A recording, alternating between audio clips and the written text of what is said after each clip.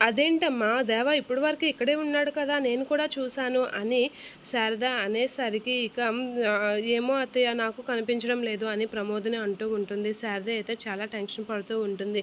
పూజ టైంలో ఎటెళ్ళిపోయాడు అని చెప్పేసి త్రిపుర అయితే ఇక విరుచుకుపడుతూ ఉంటుంది. ఫోన్ చేశాను అత్తయ్య, ఫోన్ లిఫ్ట్ చేయడం లేదు అని అనేసరికి ఇక హరివర్ధన్ అయితే కోపంతో రగిలిపోతూ ఉంటాడు.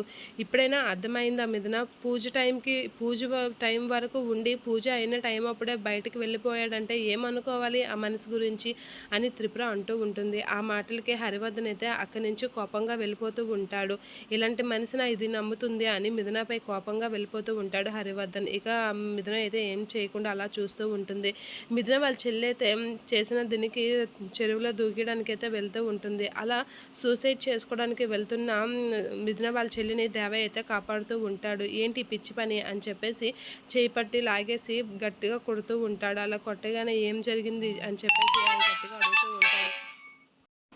అలా గట్టిగా అడిగి మిథున వాళ్ళ చెల్లినైతే కొడుతూ ఉంటాడు. ఇలాంటి పిచ్చి పని ఎవరైనా చేస్తారా? ఏదైనా ప్రాబ్లం ఉంటే చెప్పాలి కానీ అని దేవ అయితే గట్టిగా వాళ్ళ చెల్లిని గట్టిగా అడిగేసరికి, అది కాదు బావ, ఒక తెలిసిన ఫ్రెండ్ బర్త్డే పార్టీకి పిలిస్తే వెళ్ళాను అక్కడ అని చెప్పేసి అక్కడ జరిగిందంతా ఎక్స్ప్లెయిన్ చేస్తూ ఉంటుంది. అది చనువుగా తీసుకొని వాడు నన్ను బ్లాక్మెయిల్ చేస్తున్నాడు. ఇప్పుడు ఏం చేయాలో అర్థం కావడం లేదు. నాన్నకి ఇది తెలిస్తే పరువు పోతుంది అని అనేసరికి దేవయ్య అయితే ఆలోచిస్తూ ఉంటాడు. ఆ విషయం చెప్పాలి కదా, ఇలా చేసుకుంటే అది సాల్వ్ అవుతుందా అని అయితే దేవ తిడుతూ ఉంటాడు. అందులో నా తప్పేమీ లేదా బావా, ఎలా అయిందో కూడా నాకు తెలియదు అని చెప్పేసి చెప్తూ ఉంటుంది. ఇక దేవ అయితే షాక్ అయ్యి దాన్ని ఎలా అయినా సాల్వ్ చేయాలి అని అయితే ఆలోచిస్తూ ఉంటాడు.